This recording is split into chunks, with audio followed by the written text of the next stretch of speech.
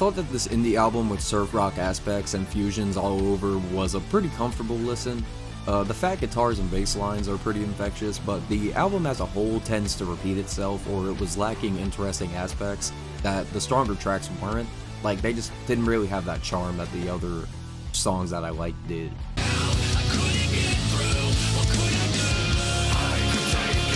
It was a pretty alright listen for Korn. Certainly not their best work, but Jonathan Davis's vocals are still more prominent than ever, and the instrumentals were pretty impressive at times. I mean, it is Korn, but it's only 9 tracks, and half of them I didn't even enjoy.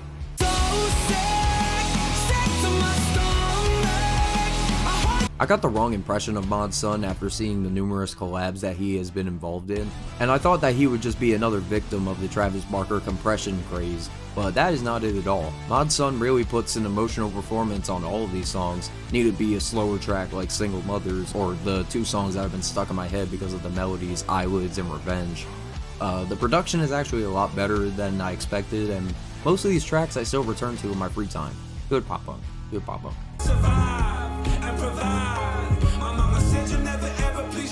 Lots of odd instruments and song structures in here. This mix of lo-fi, avant-garde, dubstep, hybrid isn't really a genre that really connects with me, or maybe I'm just too stupid to figure it out, but I have to give these 3 guys credit for the strange interpolations, and sometimes it's almost bleeds into blunderphonics.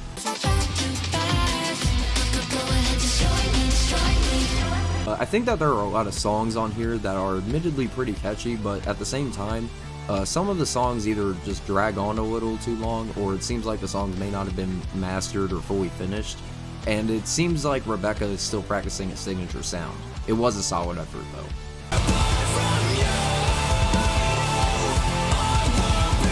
Cool vocals, and I love the instrumentations, especially the punchy guitars and the high range vocals. But just like I said before, this album seems to drag on a little, or it doesn't seem to have enough parts or things in general that would just keep me interested in for longer than 3 minutes.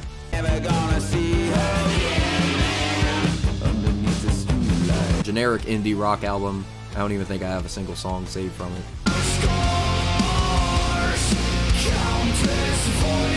For sure not In Flames' best work. There's always a side of me that can listen to bands like Gojira, but I feel like what happened with this album is that it doesn't really have enough personality besides listen to us solo our guitars and throw some double bass on, and then not add any vocals that would match the drums or guitar, and basically rinse and repeat.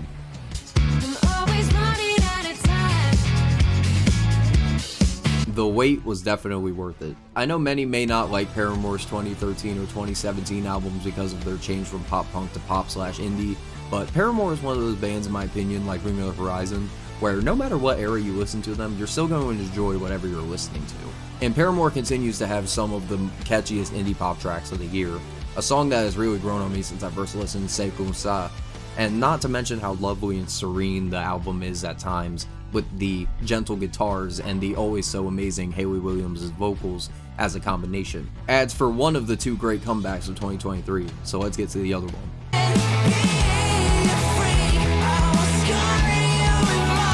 Oh, this album is so fucking good. Pierce the Veil is a band that, in my opinion, has never had a bad album. And this is probably my 3rd favorite Pierce the Veil album, right behind Selfish Machines and Collide with the Sky at the top. Jaws of Life is Pierce the Veil at its finest. Vic Fuentes' emotional performances on every song, every single track keeps me hooked, and the instrumentals are always seeming like it's a very uplifting melody, but also sounding somber all at once. Almost like an elephant in the room, except it's actually a monkey. All of the songs seem like they have their own story and their own falling action that transcends into a spectacular crescendo. Probably my favorite album of the year so far.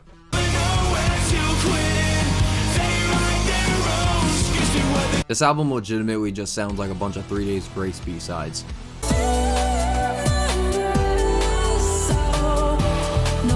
This album is probably the most beautiful album I've listened to all year. Caroline Polachek's vocals are from another planet, and her performances, and not to mention the multiple harmonies and melodies and high notes that she hits throughout, and Sweet Caroline, this album is super catchy pop too. We're actually getting pretty lucky with good pop albums this year so far. I'm actually pretty surprised. Polachek will literally lull you to sleep with how wonderful her voice is, and almost all of the tracks are no skips. Best pop album of the year.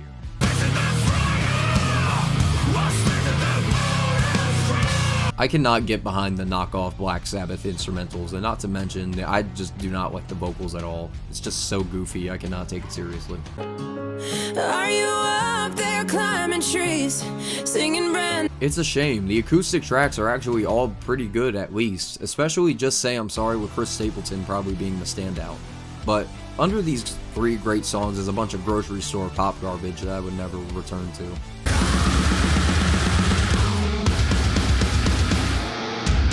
Production is terrible, I can barely hear the vocals, and a lot of the times the guitar and the bass are just overly compressed, and most of the instrumentals can be mixed, matched out with any track, and they'll probably just sound the exact same.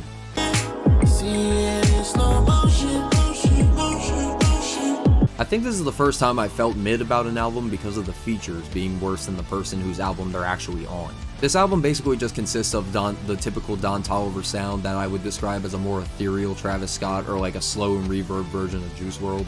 That being said, Don's vocals and melodies caught me a lot of the time, and I actually do enjoy a lot of his music.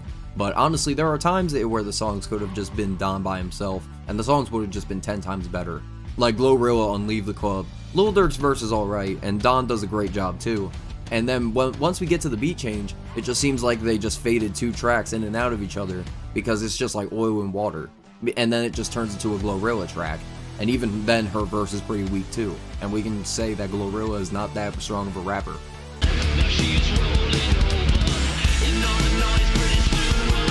All of these songs sound like they should be on the SmackDown vs. Raw 2006 or Tony Hawk's Underground soundtracks. What do I mean by that? It's outdated as hell. But it doesn't capture that same nostalgic magic that songs like 3 Days Grace Riot do.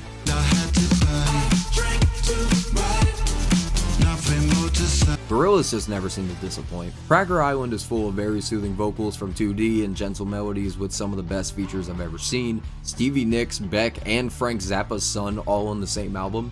How can it not be amazing? The electronic art pop that Gorillaz has always been known for is on full attack with elevated production that just shoots the songs to the stratosphere, and he has me coming back every day, especially the title track. I just love the bass line and the featured vocals from Thundercat, not to mention how wonderful the world building is on this project. It's really easy to add your own imagery to the sounds of this beautiful album.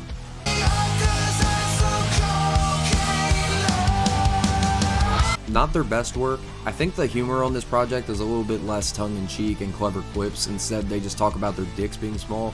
Granted, everyone kills it on the instrumentals as always. I'm looking at you, Satchel, you sexy bastard. You kill it on that fucking guitar. But yeah, I'm going to see them in 2 weeks, so we shall see.